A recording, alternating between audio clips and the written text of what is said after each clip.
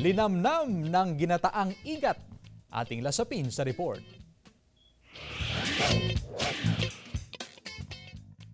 Problema mo ba ang malulutong ulam ngayong tag-ulan? Tuturuan tayo ni Kelly Kengay, ang binansagang cooking nurse ng bayan ng Coner, Apayao. Napakasimple ang kanyang inihandang lutuin. Ito ang tinatawag na ginataang kiwat. Ang salitang isneg na ibig sabihin ay igat, klase ng isda na nakukuha sa ilog. Ibinilad ang igat, isang paraan ito ng pagpupreserve ng isda. Dahil nga po mayaman ang ilog ng Apayao sa isdang igat or kiwat, tinatawag po namin dito. Kaya nga po para ma-preserve po ito, binibilag po sa araw or sinasandry para pwedeng lutuin pag wala na pong iulam.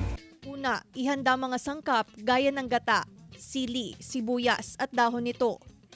Native na kamatis at ang pangunahing sangkap na igat. Hiwain mo na ang igat.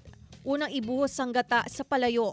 Isunod ang sili, sibuyas at native na kamatis o tinatawag din itong cherry tomato ng Cordillera. Pakuluin. At kapag kumulo na ay saka namang isunod na ilagay ang binilad na igat. At kapag malambot at luto na ang igat, ay ilagay sa ibabaw ang dahon ng sibuyas. Ayan na, handa na ang ginataang igat na sawak ngayong panahon ng tag-ulan. Claire Lacanilaw Dongka, One North Central Luzon.